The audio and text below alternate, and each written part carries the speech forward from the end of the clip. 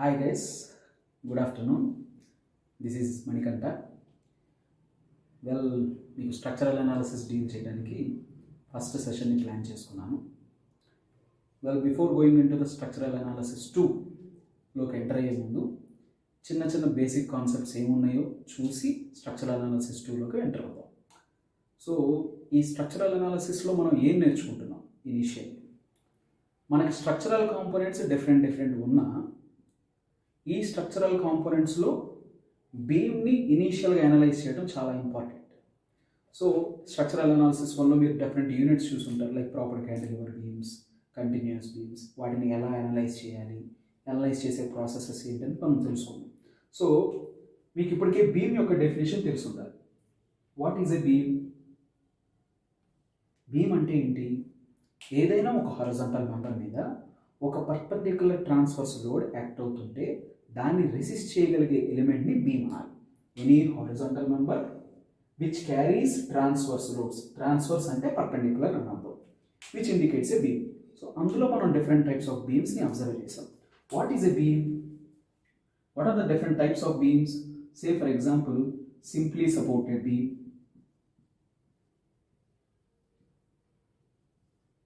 cantilever beam,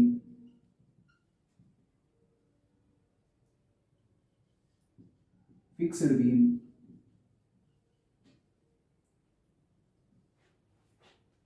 continuous beam,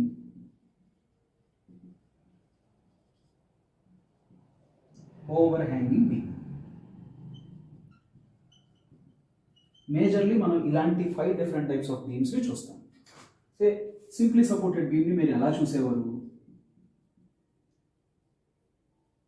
We call it as a simply supported beam.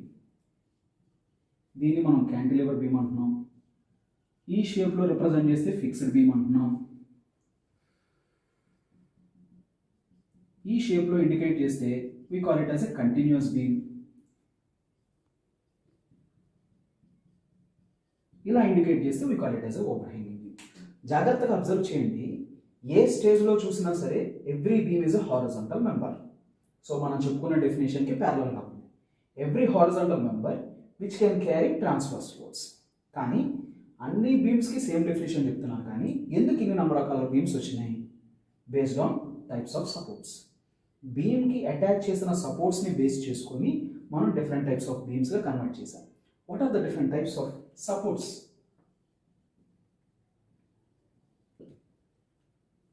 Say first one is a fixed support.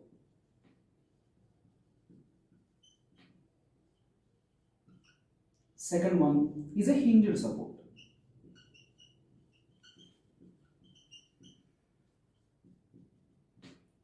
Third one is a roller support.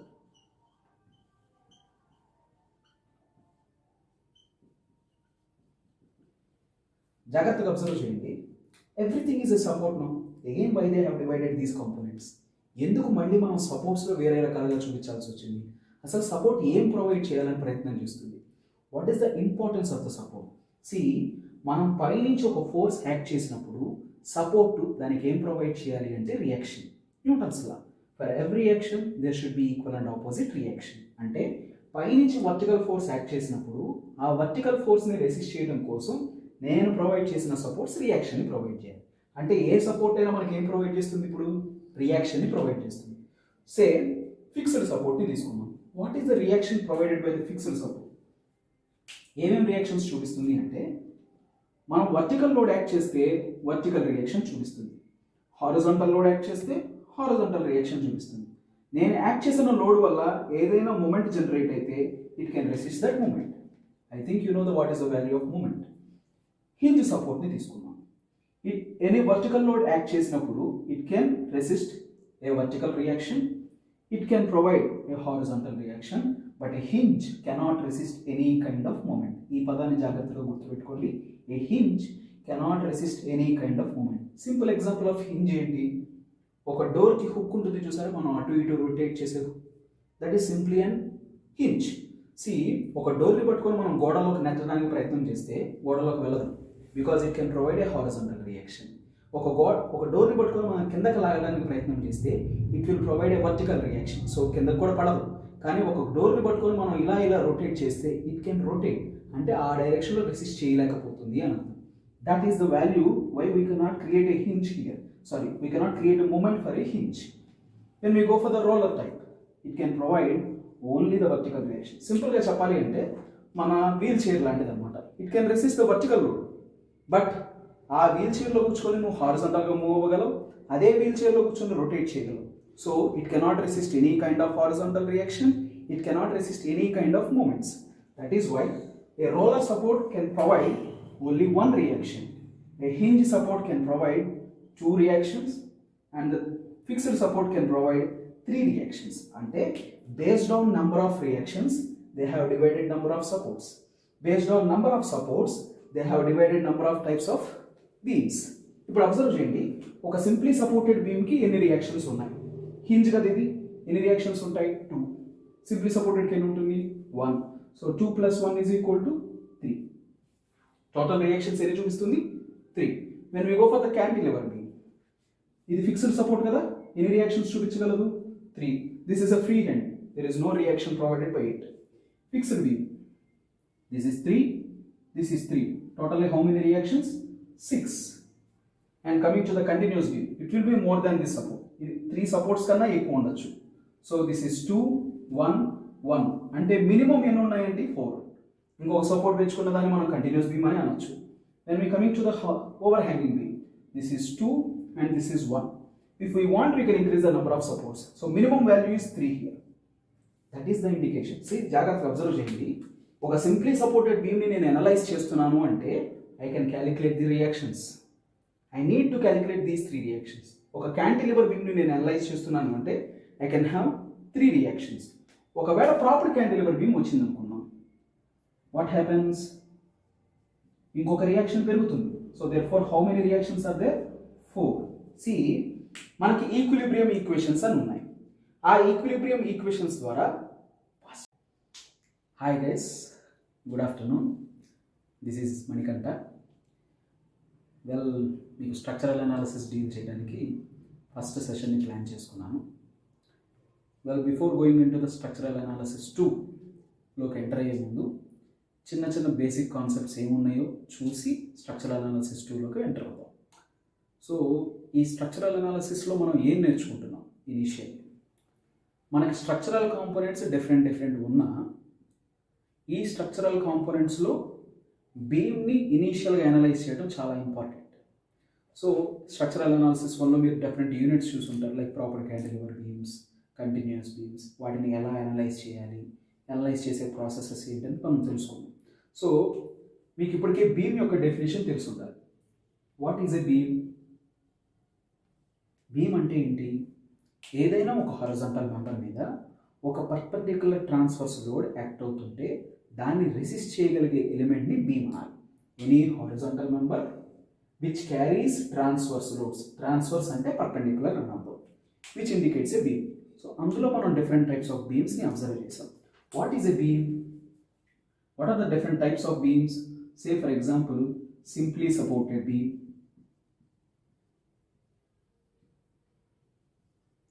cantilever beam,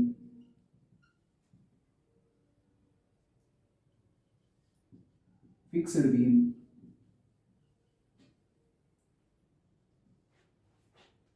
continuous beam,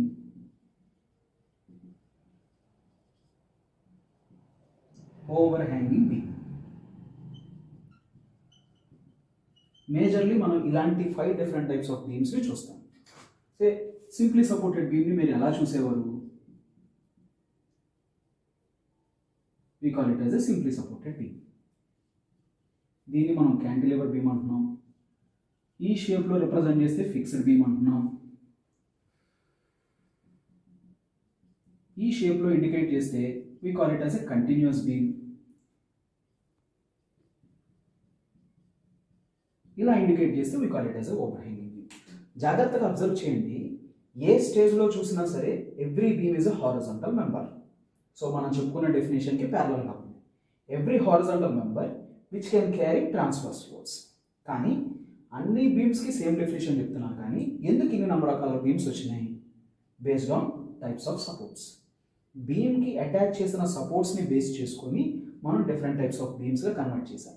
what are the different types of supports?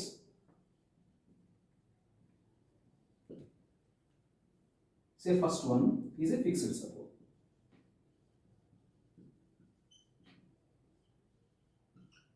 Second one is a hinged support.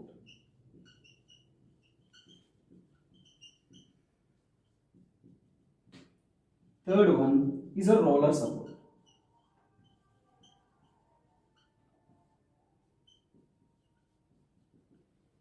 జాగ్రత్తగా observe చేయండి. Everything is a support no. Again why they have divided these components?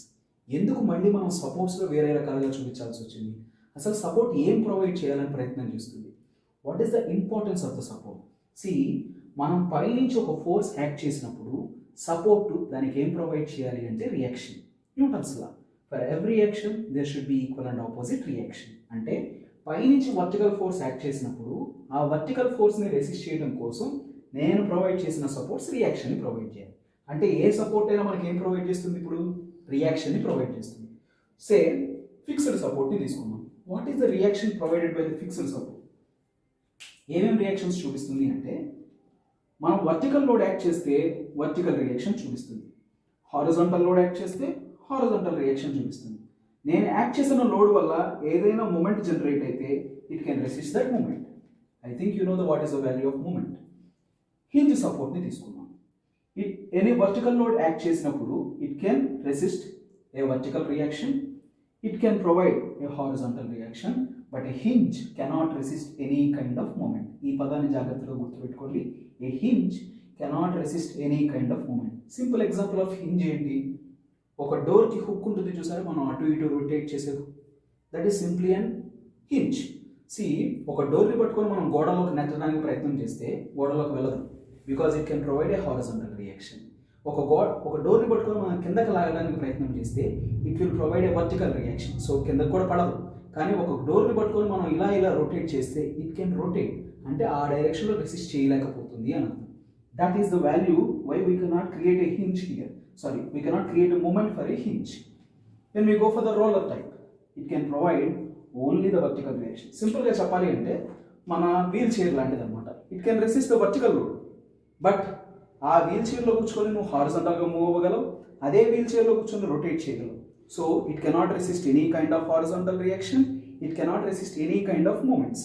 That is why a roller support can provide only one reaction, a hinge support can provide two reactions, and the fixed support can provide three reactions. Ante based on number of reactions they have divided number of supports, based on number of supports they have divided number of types of beams. ఇప్పుడు observe చేయండి, ఒక simply supported beam కి ఎన్ని reactions ఉన్నాయి? Hinge కదా ఇది, ఎన్ని reactions ఉంటాయి? 2. సింప్లీ సపోర్టెడ్ కి ఎన్ని ఉంటుంది? 1. సో 2 + 1 = 3. టోటల్ రియాక్షన్స్ ఎన్ని చూపిస్తుంది? 3. when we go for the cantilever beam, ఇది ఫిక్స్డ్ సపోర్ట్ కదా, ఎన్ని రియాక్షన్స్ చూపించగలదు? 3. This is a free hand, there is no reaction provided by it. Fixed beam, this is 3, this is 3, totally how many reactions? 6. And coming to the continuous beam, it will be more than this support. ఇది 3 supports కన్నా ఎక్కువ ఉండొచ్చు. So this is 2, 1, 1, అంటే minimum ఎన్ని ఉన్నాయండి? 4. ఇంకొక support పెంచుకున్న దాన్ని మనం కంటిన్యూస్ బీమ్ అని అనొచ్చు. Then we coming to the overhanging beam, this is 2 and this is 1. If we want, we can increase the number of supports. So minimum value is 3 here. That is the indication. See, జాగ్రత్తగా observe చేయండి. ఒక simply supported బీమ్ని నేను analyse చేస్తున్నాను అంటే I can calculate the reactions. I need to calculate these 3 reactions. ఒక cantilever బీమ్ని నేను అనలైజ్ చేస్తున్నాను అంటే ఐ కెన్ హ్యావ్ 3 రియాక్షన్స్. ఒకవేళ ప్రాపర్ క్యాంటిలివర్ బీమ్ వచ్చింది అనుకున్నాం, వాట్ హ్యాపెన్స్? ఇంకొక రియాక్షన్ పెరుగుతుంది. So there four how many reactions are there? 4. See, మనకి ఒక ప్రాపర్ క్యాంటిలివర్ బీమ్కి 4 రియాక్షన్స్ జనరేట్ అవుతాయి, ఫిక్స్డ్ బీమ్కి 6 రియాక్షన్స్ జనరేట్ అవుతాయి. అలాగే డిఫరెంట్ టైప్స్ ఆఫ్ బీమ్కి డిఫరెంట్ కండిషన్స్లో మనకి రియాక్షన్స్ జనరేట్ అవుతాయి. ఇలా జనరేట్ అవుతున్న రియాక్షన్స్ మన అన్నోన్స్, మనం కనుక్కోవాల్సిన వాల్యూస్ అనుకున్నాం. సే ఈక్విలిబ్రియం ఈక్వేషన్స్, ఇంజనీరింగ్ మెకానిక్స్లో మనం చదువుకున్నవే. What are the 3 different equilibrium equations? Sigma fx equal to 0, sigma fy is equal to 0, sigma m is equal to 0. These are the 3 equations that should solve these different type of problems. మనకి ఎన్ని equations ఉన్నాయి? 3 equations ఉన్నాయి. ఎన్ని unknowns ఉన్నాయి? ఇక్కడ 3 unknowns ఉన్నాయి. These 3 unknowns can be calculated by these 3 reactions. అందుకని దీన్ని స్టాటికల్లీ డిటర్మినేట్ బీమ్ అంటారు.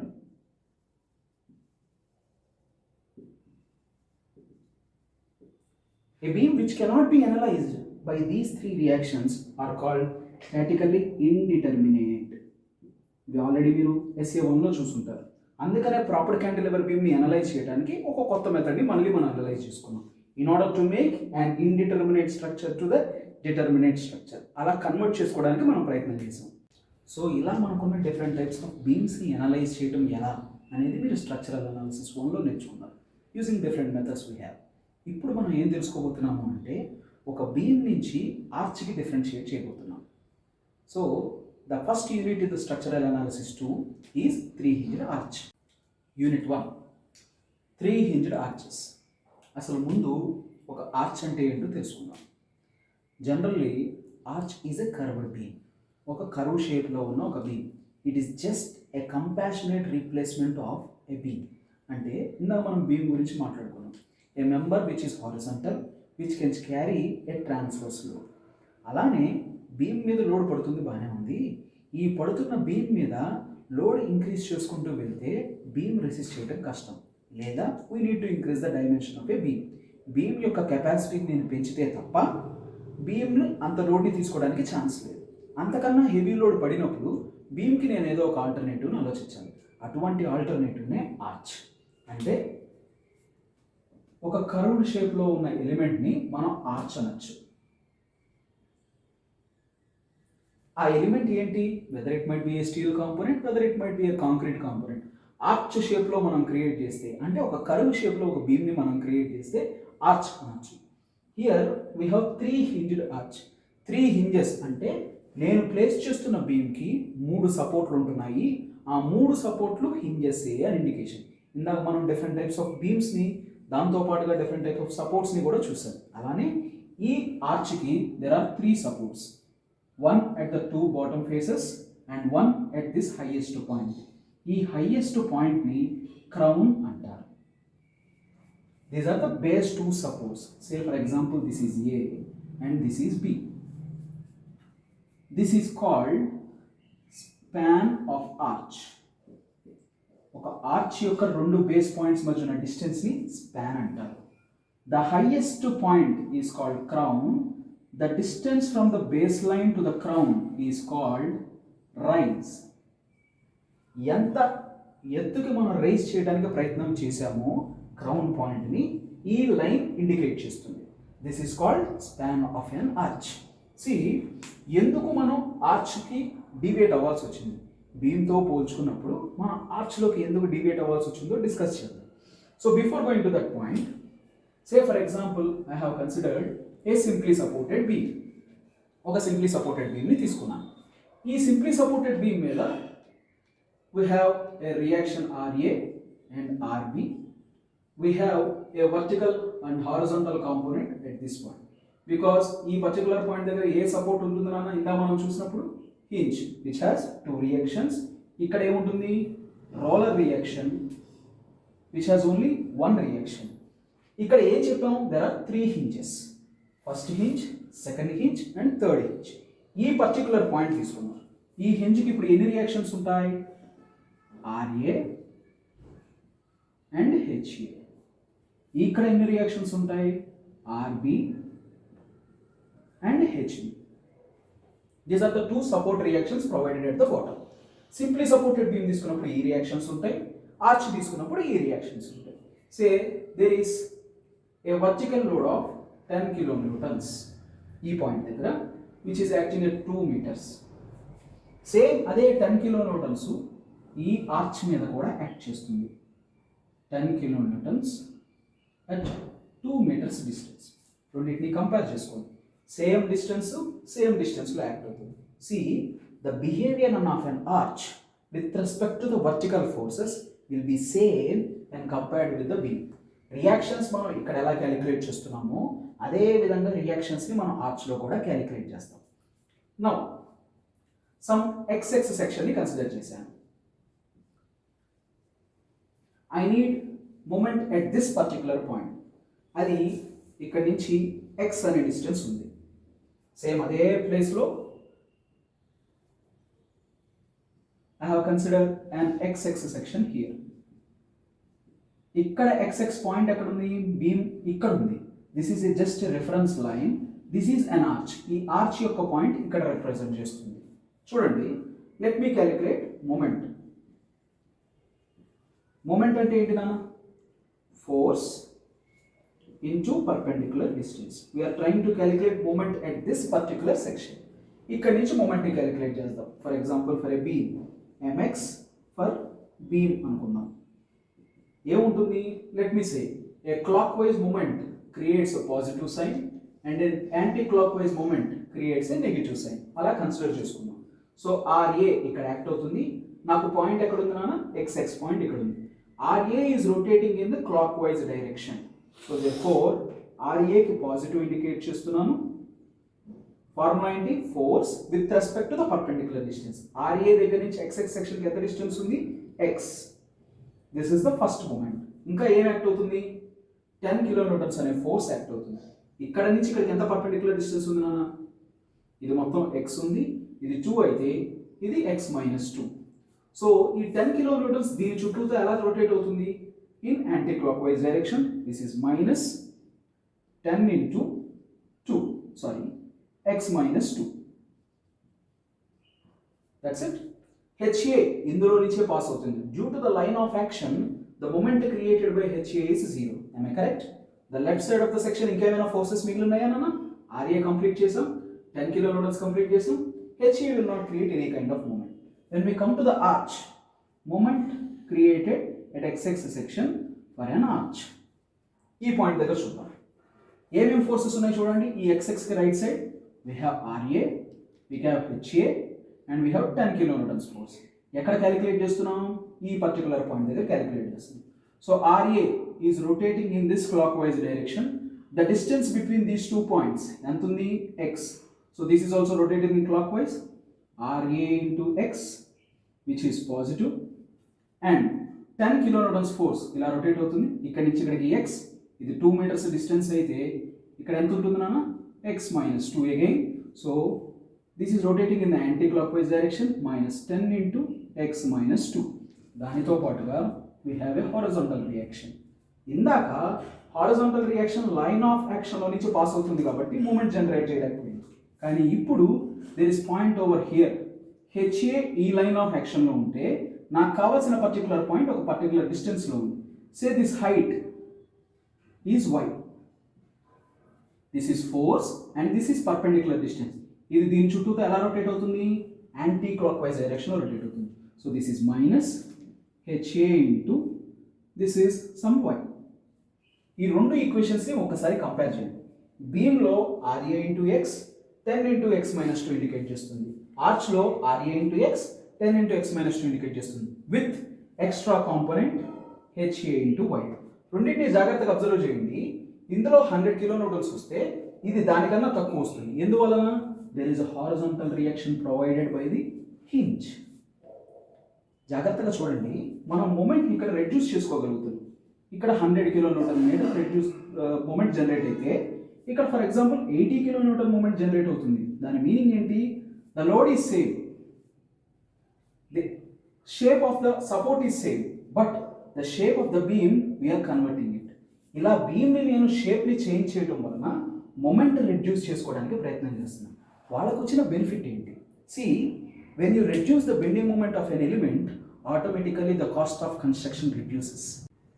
Well, the next concept is what are the different types of arches we have. ఎన్ని రకాల ఆర్చెస్ ఉన్నాయి మనకి? సి, ఆర్చెస్ని డివైడ్ చేయడానికి 2 డిఫరెంట్ ప్రాసెసెస్ని మనం ఉపయోగించుకుంటాం. Based on the shape of an arch, based on types of supports. Arch యొక్క షేప్ని బేస్ చేసుకొని ఎన్ని రకాల ఆర్చెస్ని మనం డివైడ్ చేసుకోవచ్చు అంటే 2 types. One is parabolic shape and one is semi circular shape. అంటే పారాబోలిక్గా మనకు ఆర్చ్ రిప్రజెంట్ చేస్తుంది. Semi circular arch is exactly as a circle of the semi circle, అంటే కట్ చేసిన సెక్షన్ లాగా ఉంటుంది. అట్ ద సేమ్ టైం ఇదే parabolic ఆర్చ్కి with respect to the supports మనం విడగొడితే we have two types, two hinged arch and three hinged arch. Two hinged arch యొక్క meaning ఏంటి అంటే there are two supports for a parabolic arch on the bottom side. Three hinged arch యొక్క meaning ఏంటంటే ఇదే parabolic shape కి we have three hinges.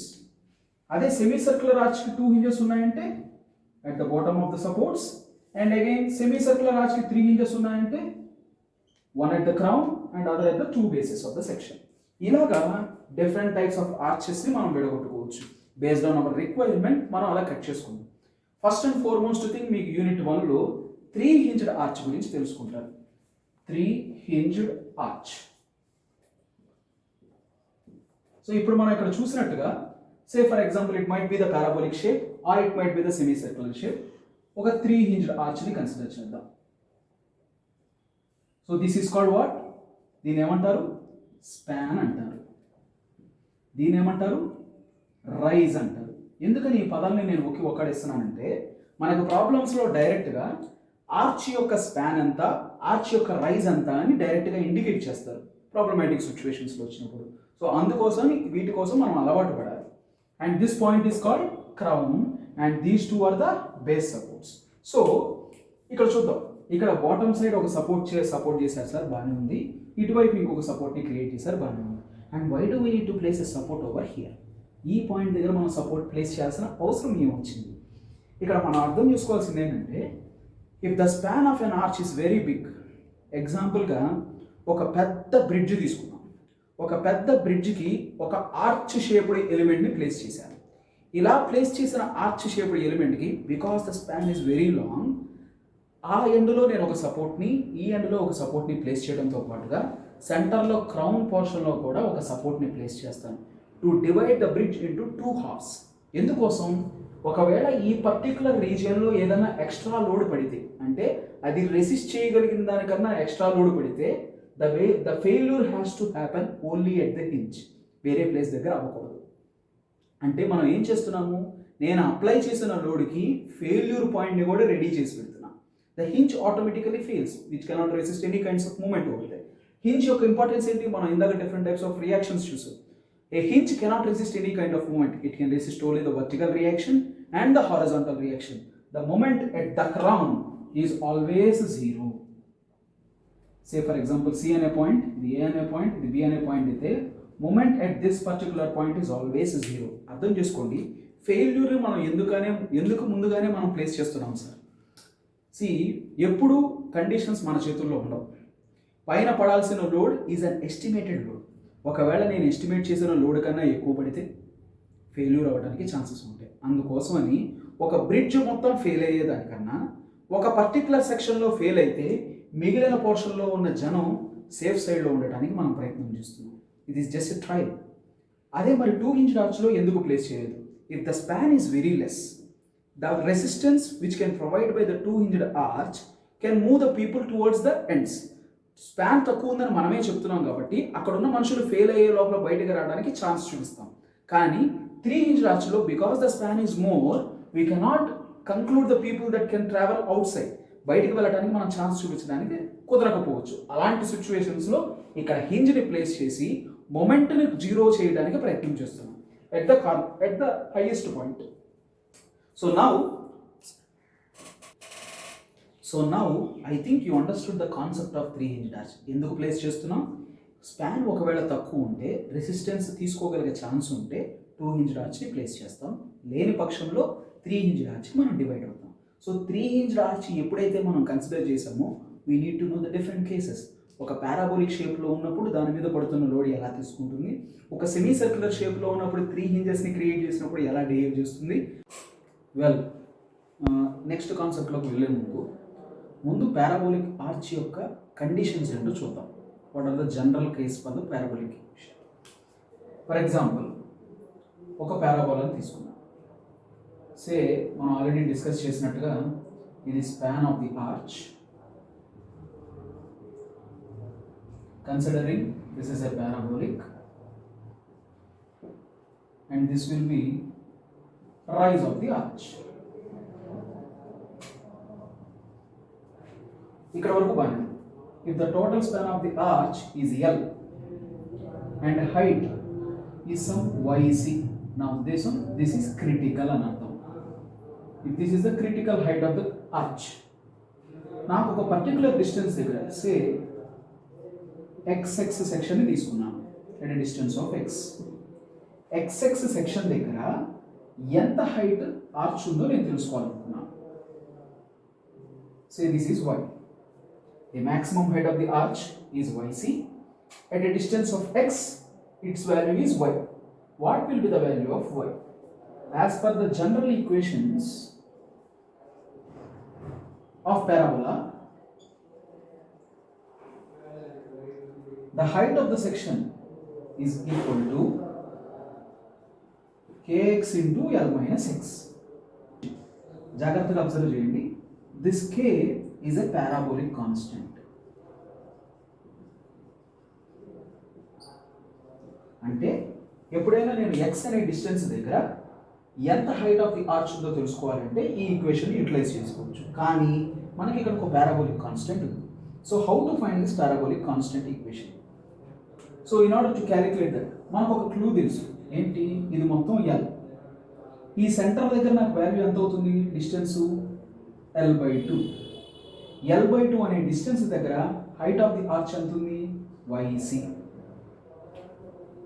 So రెండు వైలు ఉన్నాయి కాబట్టి మనం కన్ఫ్యూజ్ అవ్వకుండా let us say this is hc, critical height అని అర్థం.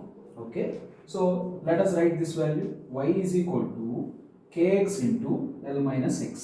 This is the total parabolic equation. But at x is equal to l/2, at x is equal to l/2, x is equal to l/2 దగ్గర the height of the arch ఎంత ఉంది నాన్న? hc. So y is equal to ఎంత quantity ఉంది? hc అనే quantity. Substitute these two components in this equation. What happens? y ఉన్న place లో hc ని సబ్స్టిట్యూట్ చేశారు. k అది కాన్స్టెంట్ గా ఉంది. x ప్లేస్ లో ఎంత పెట్టుకోవాలి? l/2 into l minus l/2. So hc is equal to k into l square by 4. మనకు కావాల్సింది k అనే కాన్స్టెంట్ కాబట్టి k is equal to 4 hc by l square. So we know the constant value for k. అంటే x value l/2 ఉన్నప్పుడు depth of the section hc ఉన్నప్పుడు the parabolic constant is 4 times of hc by l square. So substitute this value here again. y is equal to k value ఎంత అవుతుంది? 4 hc by l square into x into l minus x. This is the general equation to calculate the maximum depth of the section at xx. Parabolic constant ki, parabolic height at a distance x దగ్గర calculate చేయాలనుకున్నప్పుడు we need to use this equation. Very very important equation. The next thing is, before understanding the 3-inch arch problems, let us make a small kind of a problem. అసలు ఈ 3-inch arch ని ఎలా analyse చేయాలి? ఇక్కడ first stage of analysation ఎలా ఉండాలి అంటే how to calculate the reactions. మనకున్న డిఫరెంట్ సపోర్ట్స్ దగ్గర రియాక్షన్స్ ఎలా ఉండబోతున్నాయి ముందు మనం స్టెప్ నేర్చుకోబోతున్నాం. See the problem. A 3-hinged parabolic arch of span L and rise small h carries a UDL over the whole span. Throughout the span మనకి uniformly distributed load ఉంది. Then calculate the horizontal thrust. Horizontal thrust is nothing but horizontal reaction. Horizontal thrust అన్నా horizontal reaction అన్నా ఒకటే. At A and B. A and B are the two supports. See, as per the given question ప్రకారంగా ముందు ఒక diagram ని represent చేసుకుందాం. He said it is a 3-hinged parabolic arch. A 3-hinged parabolic arch. There is a hinge over here, hinge over here, hinge over here, and the span of the arch is L and rise of the arch is small h. ఇది మనకు అడిచిన unit. ఇది A అన్నారు, ఇది B అన్నారు. Say this is NC point C which carries a uniformly distributed load throughout the span. Throughout the span ఒక uniformly distributed load apply చేస్తున్నాను. Say this is W kilonewton per meter. Uniformly distributed load value ni W kilonewton per meters లో indicate చేస్తాం. So as per the given data, this is the question. మనల్ని ఏం calculate చేయమని అడిగారు? Horizontal thrust. You need to say horizontal reaction. గుర్తుపెట్టుకోండి, before we calculate the horizontal thrust we need to know the vertical reactions of the pin. So ఇది hinge కదా, ఈ హింజ్కి ఎన్ని రియాక్షన్స్ ఉంటాయి? This is VA, VB, HA, HB. ఇలాగా two reactions మనకు support చేస్తున్నాయి. సో ఫస్ట్ స్టేజ్, స్టెప్ 1 గుర్తుపెట్టుకోండి, we need to go in step wise to calculate the vertical reactions. Vertical రియాక్షన్స్ని మనం క్యాలిక్యులేట్ చేయాలి అంటే ఇక్కడ ఉన్న ఆర్చ్ షేప్ని let us assume it to be a simply supported beam. ఇది ఒక బీమ్ లాగే అస్యూమ్ చేసుకుందాం. Just simply to analyse the beam. Vertical reactions మనం ఎలా క్యాలిక్యులేట్ చేస్తాం? So this is W kilonewton per meter, this is L throughout the span, this is A and this is B. So how to calculate the vertical reactions for this section? Sigma Fy is equal to 0. What are the vertical forces we have? VA plus VB minus load కిందకి act చేస్తుంది కదా, ఎంత load ఉంది? ఇది W, L అనే span minus W into L which is equal to 0. Therefore VA plus VB is equal to W into L. As you already know, to calculate VA or VB, take the moments about A or take the moments about B. Moment కనుక్కోవాలి. So sigma MA equal to 0 వేసాను. ఏమేమి ఉన్నాయి నాకు? VA ఇందులో నుంచే pass అవుతుంది, so there will be no reaction.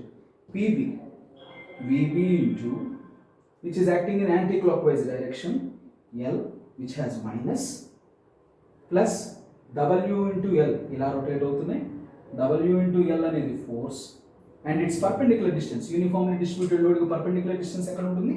Center divided by 2 which is equal to 0. From this we can write VB is equal to WL by 2 kilonewtons. ఈ VB ని తీసుకొచ్చి మనం ఇక్కడ సబ్స్టిట్యూట్ చేస్తే we'll have VA which is equal to WL by 2 kilonewtons. So మనం అర్థం చేసుకోవాల్సింది ఏంటంటే, in order to calculate the vertical reactions for an arch, it is just simply to make a simply supported beam to calculate the vertical reactions. దీన్ని utilise చేసుకొని మనం ఈ ప్రాసెస్లో complete చేస్తాం వర్టికల్ రియాక్షన్స్ని. వెల్, ఇప్పుడు మనం క్యాలిక్యులేట్ చేసినట్టుగా vertical reaction value VA, vertical reaction value VB. Using these vertical reactions we need to calculate the horizontal reaction. మనం ఈ ఆర్చెస్లో ఏ ప్రాబ్లమ్ని చేసినా గుర్తుపెట్టుకోండి, we will calculate the vertical reactions assuming the arch as a beam. This is the way we need to find the vertical reaction. So the next stage is horizontal thrust. So before we are calculating the horizontal thrust, ఇక్కడ మనం అర్థం చేసుకోవాల్సింది ఏంటంటే, there is a hinge over here. ఈ particular పాయింట్లో మనకు ఒక hinge ఉంది. ఆ హింజ్ ఏం చేస్తుంది అంటే, ఈ ఉన్న బీమ్ మొత్తాన్ని రెండు భాగాలుగా విడగొట్టేసింది. The left side half portion and the right side half portion. ఈ లెఫ్ట్ సైడ్ హాఫ్ పోర్షన్లో ఏ మూమెంట్ జనరేట్ చేస్తుంది, ఈ రైట్ సైడ్ హాఫ్ పోర్షన్లో ఏ మూమెంట్ జనరేట్ చేస్తుంది. గుర్తుపెట్టుకోండి, in order to make this total arch in equilibrium state, the horizontal thrust provided by this side should be equal to the horizontal thrust provided by this side. రెండు వైపులా equal horizontal thrust చూపించగలిగితేనే the total arch will be in the equilibrium state. So అది అర్థం చేసుకోవడం కోసం మనం ఏం చేస్తున్నామంటే, మనకి ఇక్కడ ఒక క్లూ ఉంది. జనరల్గా హింజ్ దగ్గర మనకు మూమెంట్ ఎంత? Moment at hinge is 0. ఈ పర్టికులర్ పాయింట్ దగ్గర నాకు మూమెంట్ 0 అని నాకు తెలుసు. So cutting the section from the left side, ఈ పర్టికులర్ సెక్షన్ని కన్సిడర్ చేశాను. Take left half section, left half సెక్షన్ని కన్సిడర్ చేద్దాం. This is an arch and this is the hinge, this is the left half section. What is the rise? ఎంత ఇచ్చారన్న? H. ఇక్కడి నుంచి వీళ్ళకి ఎంత డిస్టెన్స్ ఉంటుంది? L by 2. Because it is parabolic, it will B at the centre. So therefore this is a vertical reaction at A and there is horizontal reaction at A. దీంతో పాటుగా there is a vertical load which is acting from the top. ఎంత distance వరకు act చేస్తుంది? L/2 వరకు మాత్రమే act చేస్తుంది of W kN/meter, right, at C. మన ఉద్దేశం ఏంటి అంటే if the total horizontal reaction provided at A equal to total horizontal reaction provided at B, it should get satisfied. అది సాటిస్ఫై చేయగలిగితే నేను హారిజాంటల్ రియాక్షన్ ఎంతో కనుక్కోగలుగుతాను. అది కనుక్కోవడం కోసం నాకున్న clue moment at the hinge is equal to 0. So we can take the moment at this particular point should be equal to 0. అంటే MC moment at C should be equal to 0. So ఇక్కడికి moments కనుక్కోండి, force into perpendicular distance. VA ఎలా rotate అవుతుంది? In the clockwise direction at a distance of L/2. So VA into L/2. Next H దీని చుట్టూతో ఎలా rotate అవుతుంది? Anticlockwise direction లో rotate అవుతుంది. So this is minus H అనేది horizontal గా ఉంది, వర్టికల్ డిస్టెన్స్ ఏమవుతుంది నాకు? స్మాల్ h అవుతుంది. అంటే HA into H. Next load act అవుతుంది which is acting also in the anticlockwise direction, minus W into L/2 అనేది load, but the perpendicular distance will be from centre. అంటే ఏమవుతుంది? L/2 లో సగం. That means which should be equal to 0. అదే కదా మనం ఇక్కడ పైన అనుకుంది. So therefore VA into L/2 minus HA into H minus this is how much? L square by 2 2s are 4, 4 2s are 8 is equal to 0. అర్థం చేసుకోండి, ఇక్కడ ఉన్న టర్మ్స్ లో we know the value of VA which is equal to WL/2. So substituting this, I am using this space. So VA value మనం ఎంత place చేసుకోవచ్చు? WL/2. So WL/2 into L/2 minus HA into H minus WL square by 8. So keeping these terms this side, HA into H is equal to WL square by 4 minus WL square by 8. So what will be the value here? HA into H is equal to WL square by 8. You don't need to subtract just the WL square by 8. Therefore, HA is equal to WL square by 8H. So the horizontal reaction at this point is WL square by 8H kilonewtons. This is also a reaction. So ఇప్పటిదాకా మనం చూసినట్టుగా VA వాల్యూని calculate చేసాం, BB వాల్యూని calculate చేసాం, HA ఇప్పుడు మనం calculate చేసినట్టుగా WL square by 8H. మనం ఈ ప్రాబ్లం కరెక్ట్గా చేస్తున్నామో లేదో తెలుసుకోవడానికి ఆల్రెడీ మీకు నేను చెప్పినట్టుగా the horizontal thrust provided by this side should be equal to the horizontal thrust provided by the other side. అప్పుడే మనకున్న ఆర్చ్ ఈక్విలిబ్రియం స్టేట్లో ఉన్నట్టు లెక్క. So let us go for the other side. Considering right half section. So right side half ni consider చేద్దాం. Making an arch and the height of the arch is H and span from here to here it is L/2. ఇది B. So there will be VB and there will be HB and the half of the arch contains a uniformly distributed load of W kN/meter. So ఇక్కడ కూడా మళ్ళీ C ఉన్నట్టే కదా. So మనకున్న clue ఏంటి? The moment at the crown is always 0. Therefore considering sigma MC is equal to 0. Let us consider it. So MC దగ్గర equal to 0 చేద్దాం.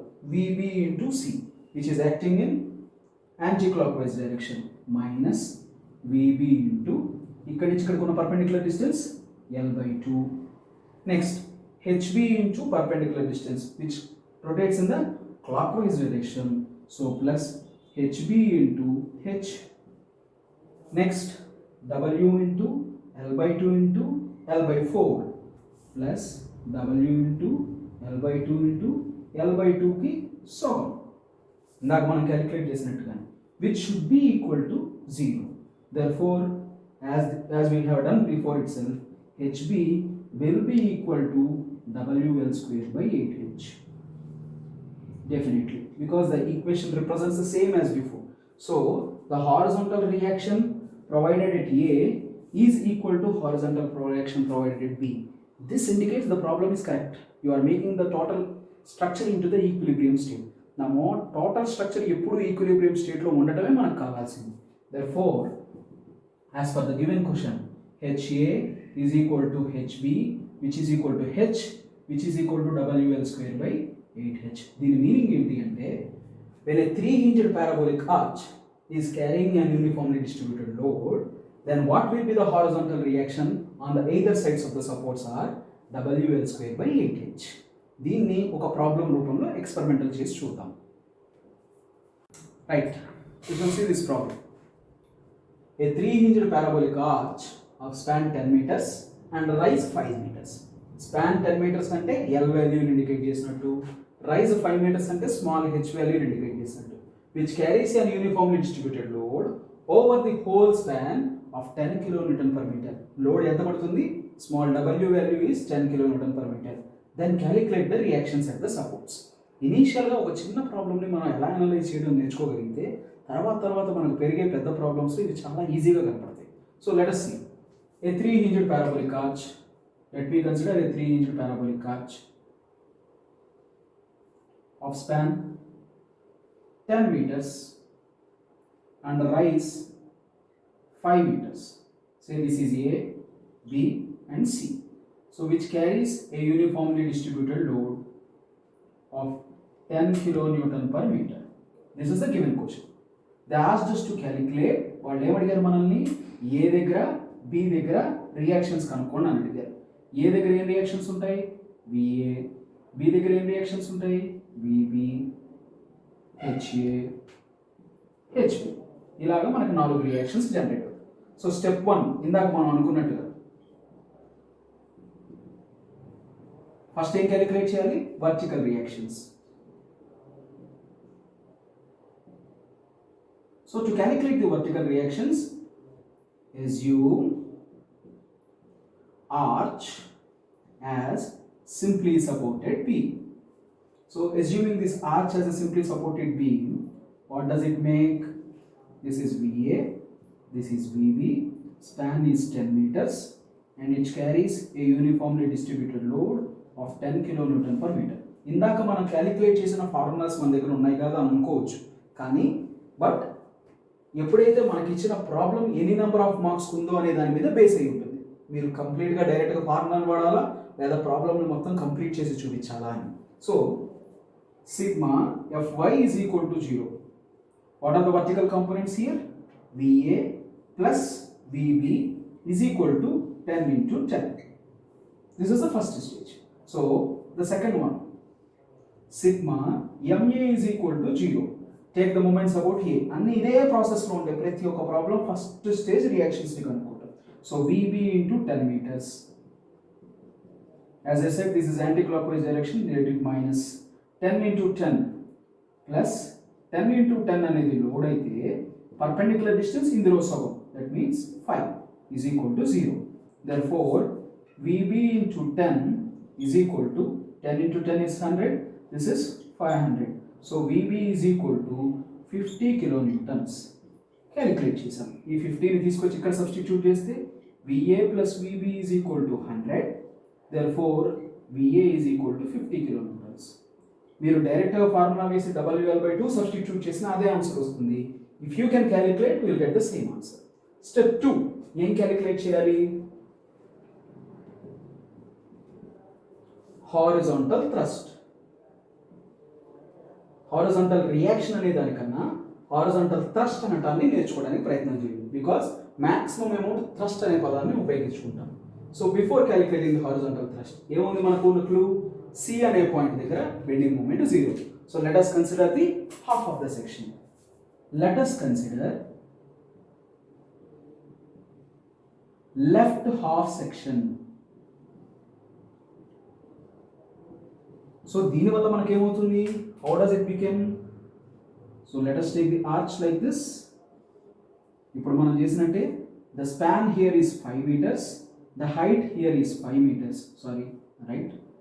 and the load which is acting here is 10 kilonewton per meter. ఇది C అనే point, ఇది A అనే point. So ఎన్ని ఉంటాయి reactions? VA and HA. Now tell me what will be the bending moment at C.